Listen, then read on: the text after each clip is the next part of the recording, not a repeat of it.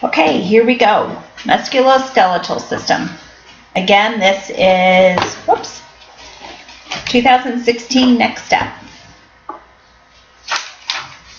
Starts with some wordy stuff, reminders of different fractures and arthrocentesis. This chapter is not that terrible long. It's shorter than the last chapter, which seemed very long to me. Okay, 8.1. Orthopaedic consultation. Patient has tennis elbow. This particular case has an E&M code and has a procedure code. And we talked about this kind of combo on a call a couple of weeks ago. This doctor is completely assessing the elbow pain, which ends up being epicondylitis. Good evaluation of it, good history of present illness. There's good documentation for it. So I would give him the consultation E&M code. I would put a 25 modifier on it.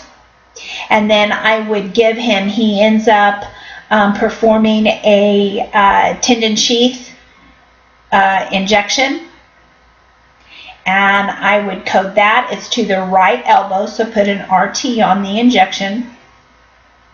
And then you'll need a J code out of the HCPCS for the Depomedrol medication.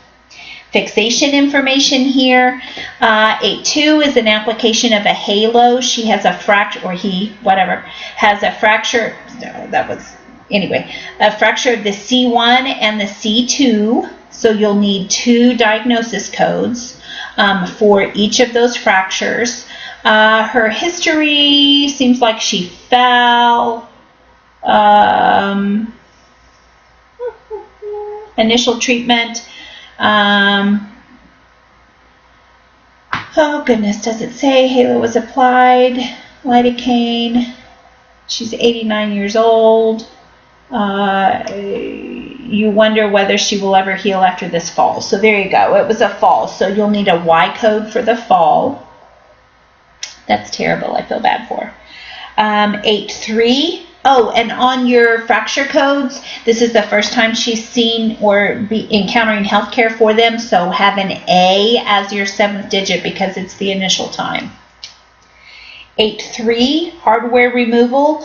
Patient has a well-healed comminuted fracture of the right distal radius.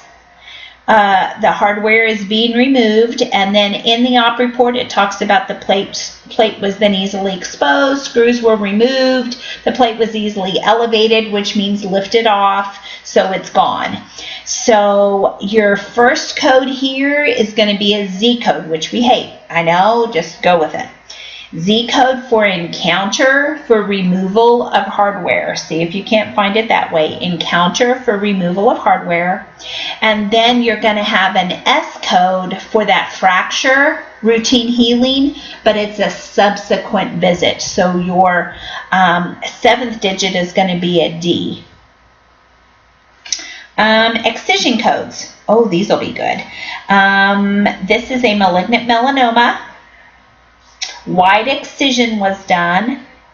They talk about the lesion being 8 centimeters, but then they talk about 2 centimeter and even more, bigger margins. So remember, your margins we have to double. So 2 centimeters plus 2 centimeters is 4.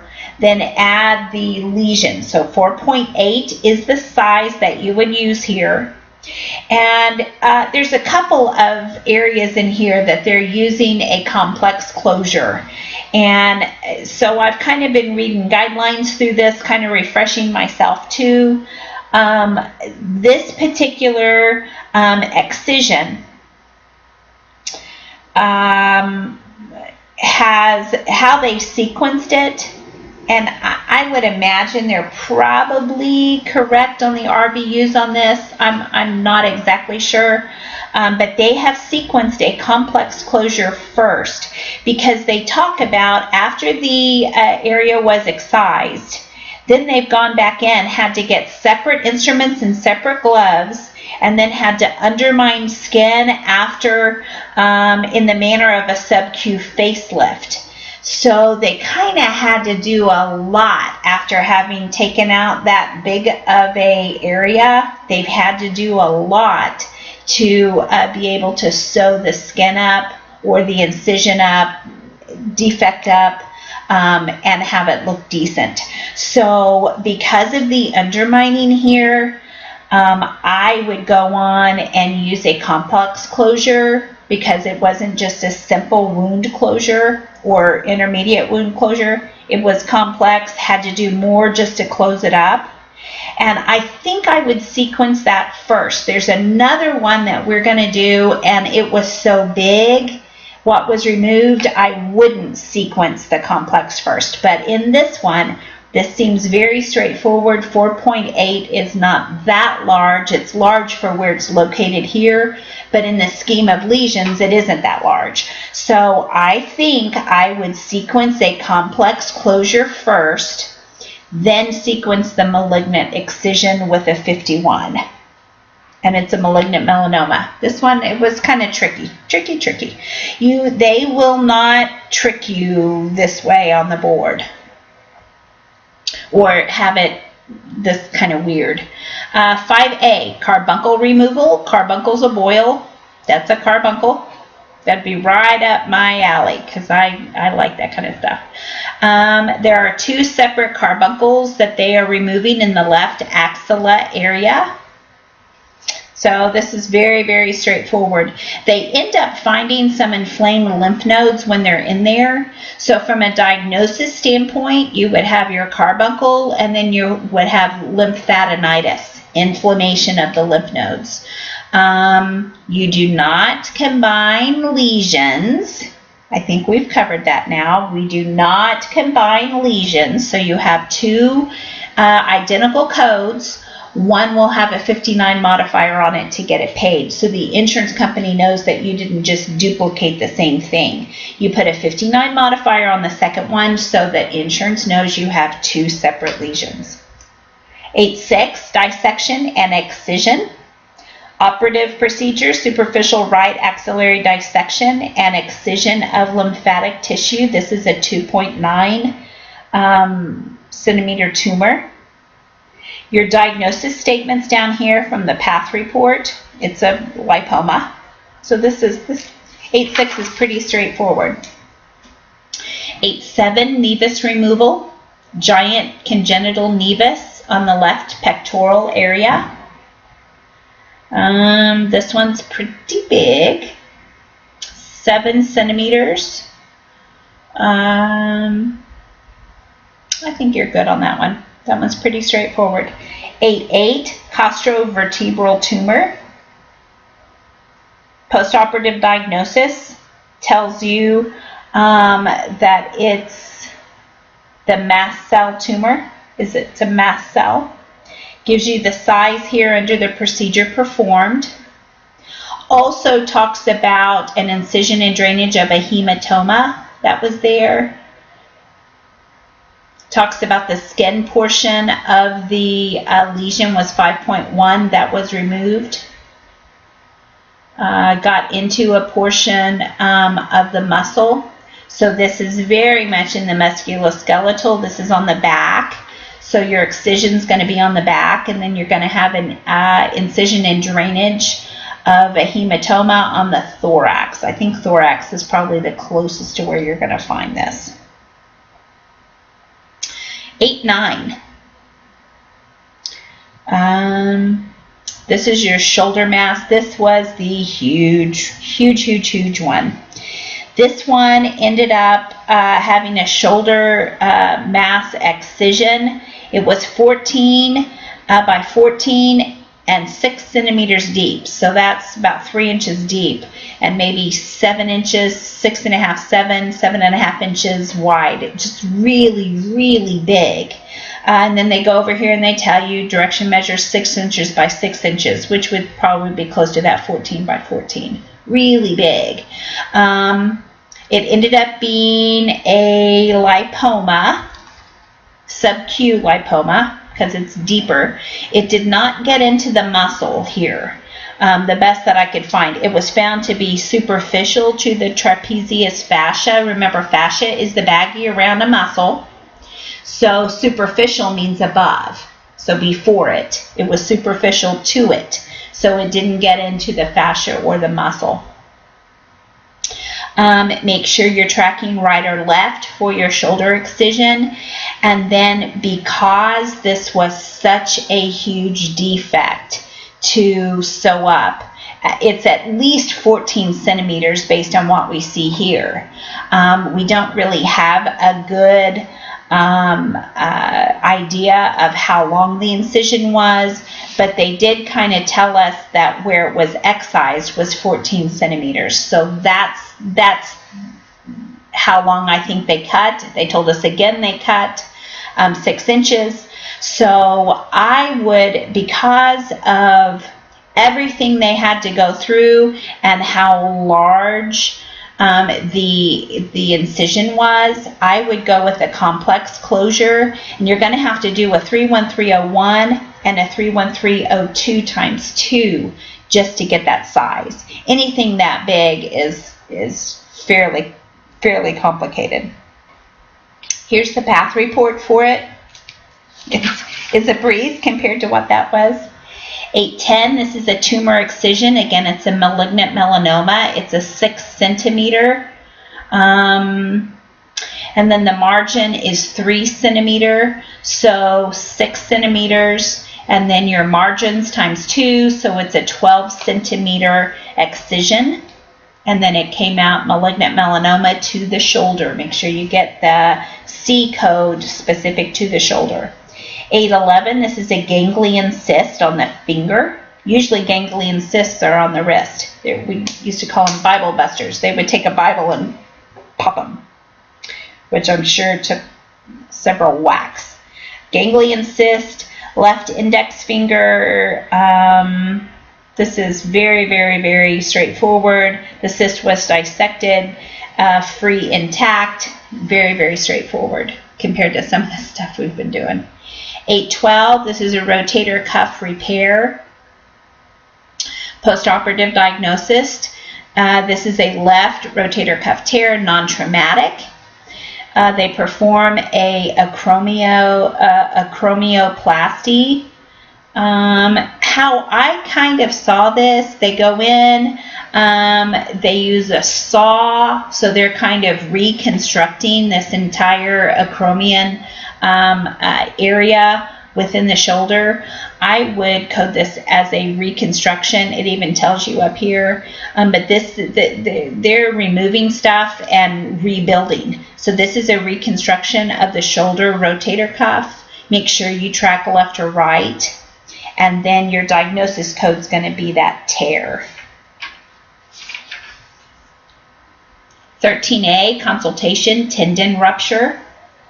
This patient goes from this consultation into being admitted. So I would code this instead of a consultation. I would kind of code it as the admission page, or the H&P. We call them histories and physicals for admittance into the hospital. I would code it as an inpatient admit. There is a decision for surgery, so make sure you track that modifier. They have a muscular strain of the pectoris. That's what they're calling it, but there are two kind of weird codes. This patient, isn't this the one that was lifting barbells or something? Let me look a minute. You have to track the activity injury 2 weeks ago. He bench press. It's always lifting weights. I'm telling you, you just shouldn't do it. Just get that. It's okay. Just kidding. They bench pressing, so you have to track the activity that they were doing when they were injured, because this tendon ruptured while they were doing it. And then this particular, you would code that it was a sporting type of activity, but they weren't a student and they weren't making money. They weren't on the job. It's kind of weird. Don't get freaked out if you don't get all those. We will talk about these external cause codes. They're kind of difficult. Here's an X-ray of that shoulder. Use the same, there's one S code and two Y codes. Here's the op report for the open tendon repair. That kind of tells you it wasn't arthroscopic, wasn't by a scope, it was open.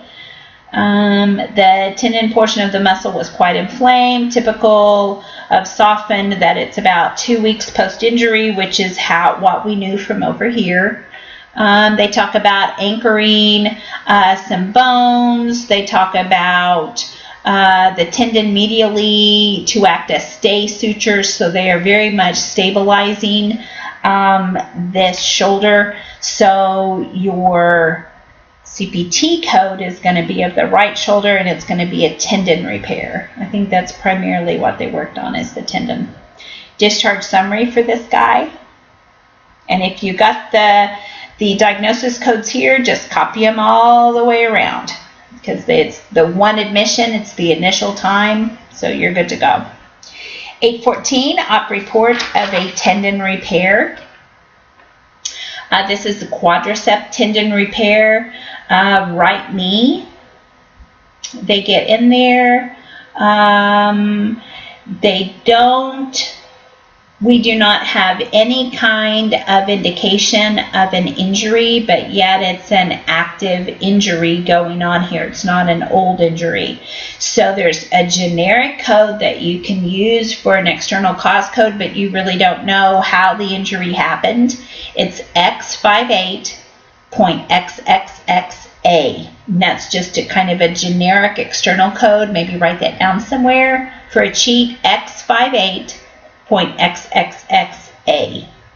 And then your diagnosis code for this is going to be a knee sprain. 815, arthroplasty. They have arthritis of the right knee, stabilized with a total knee arthroplasty. They talk about fat pad excision. This is just a complete overhaul, surgical repair of that knee, stabilizing it. Your diagnosis code is the osteoarthritis. Late effects. Any late effects, that's what we used to call them. Now they call them sequela. They are residual issues from a healed injury or disease. So, if a patient has a stroke 2 years ago and they have residual right-sided hemiparesis, that is a sequela, late effect, residual, whatever word you want to call it, of that stroke in the past. Patient has fracture of a wrist 5 years ago. They have malunion, or they have to have plates removed or screws removed. That would all be a sequela or a late effect or a residual issue of that previous injury. So this kind of tells you all about that. 816, fusion with autograft. Fusion, remember, is arthrodesis. Desis meaning fixation, arthro joint. Could happen in any joint in the body. Arthrodesis. This particular one is happening in the foot. Left hind foot due to old calcaneal fracture. So, procedure performed. There is a fusion using an autograft. So I have to kind of peruse this and make sure that I see the documentation to prove they did the bone graft and it was auto. They didn't just write auto, but it was really from a cadaver bone or something. So I have to kind of read through here. So bone graft was harvested from the left iliac crest. So that proves to me that we have it from auto, from the person. Interior process of the calcaneus was excised. Capsule was incised. The subchondral bone was then carefully burred down to a bleeding surface. Ouch. Autograft from the iliac crest was then packed in between the bone surfaces. So we have our bone graft and we have our fusion. So you'll have two CPT codes, your arthrodesis and then your bone graft. Your arthrodesis, you need to track whether it's the left or the right foot. Mirror image. Your bone graft, I'd put a 51 modifier on it. It's a multiple procedure in the same hole, all a part of the same procedure. You'll have 2 diagnosis codes. One is that post-trauma osteoarthritis that they talked about. Then your old calcaneal fracture, you're going to go to fracture tarsal calcaneus, but make sure your 7th digit is an S for sequela. Yay! We're learning so much. 817, open reduction. This is a displaced fracture, right scaphoid. They're doing an open reduction internal fixation with bone grafting. So this is a displaced fracture and an open treatment. Okay, open treatment. Displaced fracture. Patient was hit by a sledgehammer. Ouch. So here we can tell that they're physically cutting the fracture open, proving our open approach. They are taking out screws that had been previously placed, switching them to new screws. There had been a previous injury years ago, but there hadn't been a problem until they hit themselves. With the sledgehammer, no less. Cancellous graft was then harvested, so we have all the documentation we need to prove it. So you got 2 CPT codes, that open treatment of the fracture, track your right or the left, and then your bone harvesting, you use a 51 modifier because it's in the same hole for the same big dog procedure. Diagnosis-wise, you've got your fracture. I think this ended up being a navicular carpal fracture. And then you're going to have to track an external cause code. In your external cause index, I would go to struck by because they were hit or struck. It's either going to be hit or struck. Probably struck. By specified, they probably won't have sledgehammer, but they would have specified. It's specified to you as the coder because you have it right here. It's just the book isn't going to list every single possible thing that could be specified. So don't put unspecified because you know what it is. You just can't find it in the ICD-10. Radiology report for that wrist will have the same ICD-10 codes. 818, this is a closed reduction, 4th metacarpal fracture. Patient injured hand in a fight. That'll teach him to do that.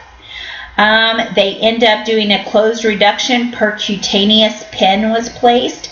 So your CPT action is going to be a percutaneous fixation for the specific fracture. Track your left or rights. Diagnosis codes, you'll have a fracture of the metacarpal, 7th digit's an A because it's happening now, it's initial. And then your external cause code is going to be an assault from a fight. Shame, shame. Okay, 819. Right femur. This is the one, they kind of give you a hint down here. They're talking about the diaphysis and the epiphysis of a long bone. It would probably be to your advantage that you kind of look those up and get them in your mind. This is actually, they had right pain. They ended up falling, walking to their car today. And so they have an acute displaced fracture involving the proximal, not distal, proximal, that means toward the top of the bone or toward the head of the diaphysis of the right femur. Diaphysis is going to be the shaft. Epiphysis are the heads. Shaft, heads. Okay.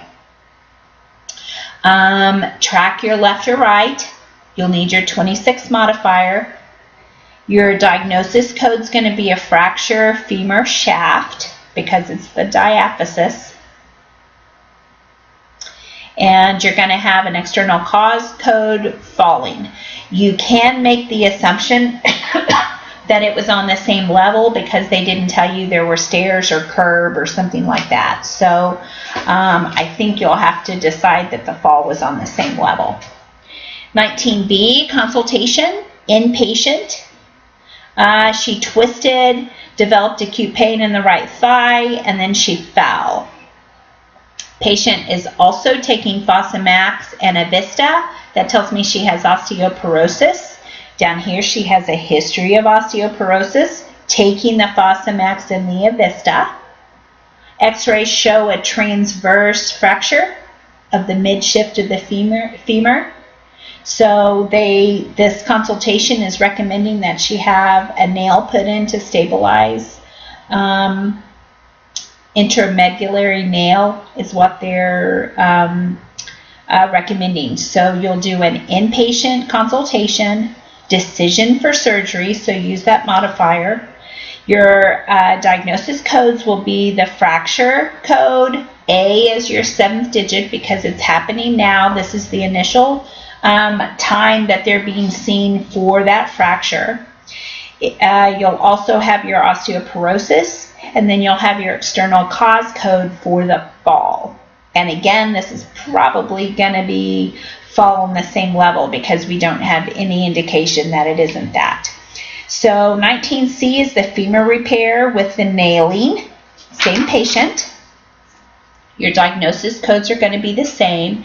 There's not too awful much to code for this, other than you got to know if it's open or closed. And it'll be open. Incision was carried down to the fascia. The fascia was split just above the greater trochanter or trochanter. Guide pin. Yep. So it's an open treatment for this fracture. Here's the discharge summary. They added something here. They added an osteomalacia, osteoporosis and osteomalacia. Malacia meaning softening, osteo meaning bone, so this is a softening of the bones. So just to add that to the rest of all your diagnosis codes. 820, this is a supracondylar fracture. Patient also has hypertension. And she had a past stroke, but I don't think the past stroke matters. She was at her house. She fell, injuring her left femur. So she has a comminuted, let's see, what is this? This is a inpatient consultation. Oh, I had to get that in my mind. She has a comminuted displaced fracture left femur. She has a history of diabetes. The recent onset of bronchitis doesn't matter. Her obesity, I don't see much of it mentioned here or relevant at this point. It is going to be relative later, and I'll show you where it is in the note. A history of hypertension and the status post-cellulitis, I don't even know if that's current today. So I would code from and they have the decision for surgery, so be sure and code that. I would code the current fracture. Oh, I left off my A. Current fracture of the lower end of the femur. Code the diabetes, just a regular type 2. That's our default always, is just plain-o E11.9. Then an I-10 for the hypertension. You have a history of stroke. I think your answers probably had that too. History of stroke simply because she has the hypertension, and now we're going to surgery. So probably pertinent. And then the fall, same level. 20B is the op report for the open repair or open treatment of this fracture. And in the notes, they actually talk about down here, certainly could not palpate the distal end of the wire due to her obesity. So now, obesity as a diagnosis plays a part.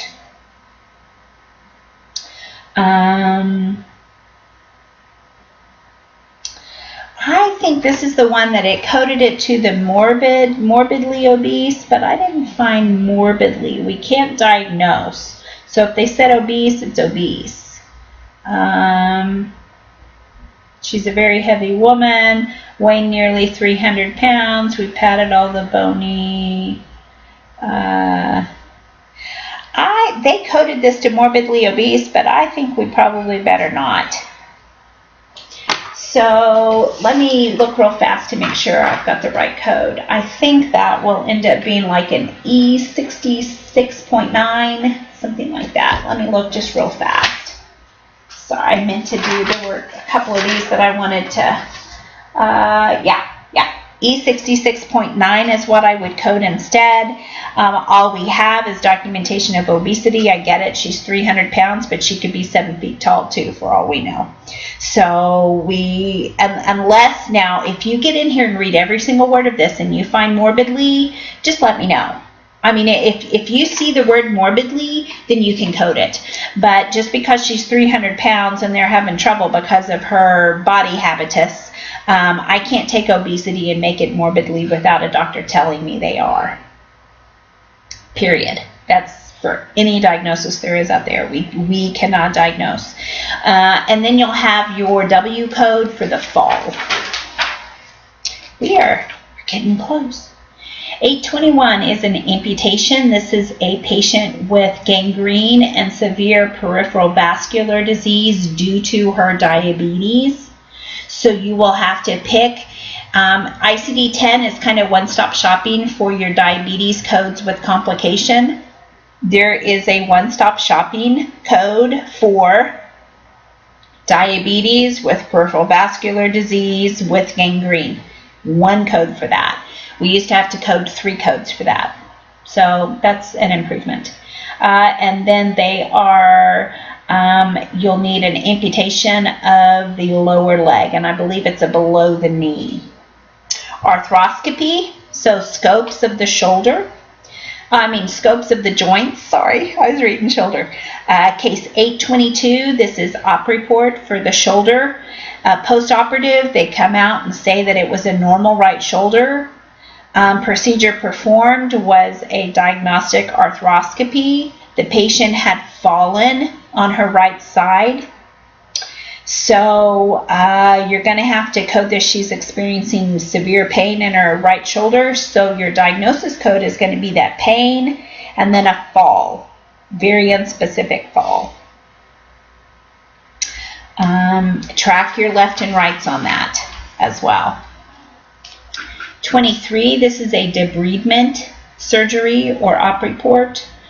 Left frozen shoulder adhesive pericapsulitis.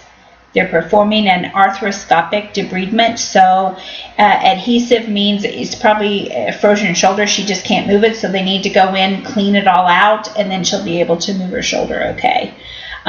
Proof here, arthroscopic port was created. So that tells me it's arthroscopic. We're good to go. And then your diagnosis shouldn't be too much of a problem. 824, this is a knee repair. They kind of give you some hints. There's a right knee medial meniscus tear, which is a derangement. They have some pica in their left knee, and they have the chondromalacia. They do end up, is this the one? Yes. They end up telling you that the chondromalacia, chondro meaning cartilage, malacia meaning soft. So there's soft cartilage, patella, kneecap-wise, as well as the knee in general. They make 2 ports here. She's got a grade 1, he, she, whoever. Glenn, this is a dude. Grade 1-2 chondromalacia involving the patella. Then they remove the pica. And then down here they're talking about a complex posterior horn medial meniscus tear that they debrided. So this is the removal, meniscectomy removal. Or the derangement. That's the derangement they did. Did they end up? Yeah. They did a meniscectomy partial. So here's the grade 2-3 chondromalacia for the knee part in general. So one's patella, one's knee. You'll need a diagnosis code for each of those. So your first, you'll have 4 diagnosis codes. The first is the derangement, posterior horn. Second is the plica, and then your chondromalasias of the patella and the knee. CPT-wise, you've got your meniscectomy partial, right knee medial meniscus tear, Yeah, you've got your partial medial meniscectomy. I wanted to see that written. Hope I wasn't lying to you. And then you have your removal of plica. Track your left and rights. Your plica, that was a separate and identifiable. It didn't have anything to do with the meniscectomy, but it did have something to do with floating loose particles in that knee that needed to come out. That didn't have anything to do with the meniscus. So put a 59 modifier on it so that the doctor gets paid full price for that. Case 825, acromioplasty. This gives you your diagnoses. You've got your rotator cuff tear, you've got your osteoarthritis, and then you have that loose body. CPT-wise, you have 3 CPTs. They've done a very good job of kind of highlighting, like I do. You know, there's just bits and pieces that you really have to abstract out. So read that to get your 3 CPT codes. They did a good job with that. 25B, debridement and irrigation. This patient had surgery 2 months ago to repair a rotator cuff. Now it's infected. It's positive for staph. So anytime you see the actual organism, that should tell you you're going to have a second code in order to code that.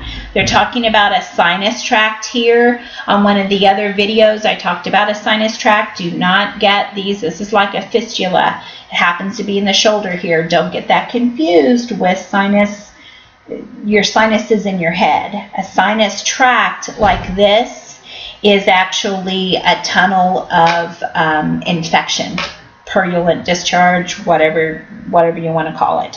So you've got your debridement code.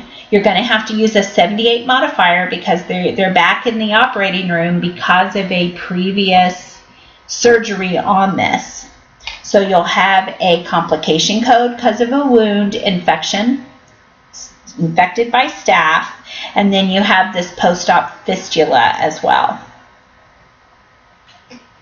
826 is another debridement. This is of the right wrist. She was in a car accident. This one's pretty straightforward. There's just one CPT, arthroscopy of the wrist, right wrist. Your diagnosis codes, you've got a derangement. That tear equals derangement. You also have a sprain. Yeah, your partial thickness tear, and then you have a lesion. So you've got not only a derangement, but you've got a sprain of a ligament due to a motor vehicle accident. So you'll have to have an external cause code as the motor vehicle accident. I assume she was the driver. So hopefully. 827, this guy was attempting to lift 150-pound weight, and he ended up, what did he do? He dislocated, he has an acute patellar, so he dislocated his kneecap, osteochondral fracture, right knee. He had an old posterior horn tear, medial meniscus, posterior horn of right knee. So the guy's knee was already screwed up, and then he went to lift that stuff and blew it out again. So he had an arthrotomy. They attempted an open reduction internal fixation. So he had a hemarthrosis evacuated in his knee. Incision was then made above the patella. A medial arthrotomy was made. So there's your arthrotomy. So what did they do? Did they start out as a scope? Let me look here. Yep, they started out as a scope. Arthroscopic thickened plica was noted and excised. Then they looked at the ACL. Examination of the lateral, so the side compartment revealed a tear on the medial aspect, and then they had to convert. The arthroscope was removed and they had to convert to the open. So you've got your arthrotomy, CPT and your scope CPT. Put a 59 modifier on that scope CPT because I think it took both of these approaches to achieve the complete procedure. From a diagnosing standpoint, you've got your patellar fracture, you've got your old posterior horn meniscus tear, which is a derangement, and then you've got, he was using barbells or something. Let me read this again. I know I read barbells somewhere. I couldn't just make that up, could I? Maybe. I've been known to do that. Working out in the gym, he attempted to lift condition. He is. Okay, so maybe I made up barbells. Sounded good. Okay, so he was lifting weights. Maybe look for weights instead of barbells. I have no idea why I wrote that. Very strange. 28, meniscectomy and chondroplasty. The post-op diagnosis, chondromalacia, so that's a softening of the cartilage in the patella. Anterior horn tear, lateral meniscus left knee, and then a grade 2 chondromalacia medial femoral condyle. Yikes. So this is a left knee arthroscopy. Examination of the medial compartment revealed the chondromalacia. The loose articular cartilage flap was divided with the shaver and further smoothed. They do some work on the anterior horn. The unstable meniscus was excised and contoured. So that's your big dog, is the meniscectomy left. And then you've got, from a diagnosing standpoint, you've got that derangement, which is that old anterior horn tear, your patella or patellar chondromalacia, and your knee chondromalacia. Holy cow. You're tired of knees by the time you get here, I'll tell you that. Okay, so I think we are, into our auditing. We are good to go. Respiratory will be next.